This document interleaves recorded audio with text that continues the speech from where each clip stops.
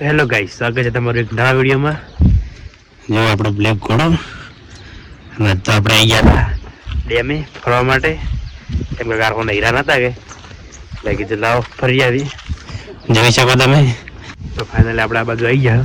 તો તમે સદની આવી જાય જો સીન તમે. બાકી લોકો એક નંબર આવે છે.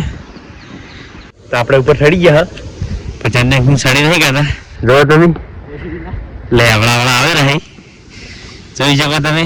કેમ કે શરીર વધારે થાય એટલે કાઢવું પડે સરતે. આપણે આવી ગયા ફાઇનલી ઝરણા બાજુ. તો ફાઇનલી આપણે આવી ગયા ઝરણે. જોઈ શકો તમે.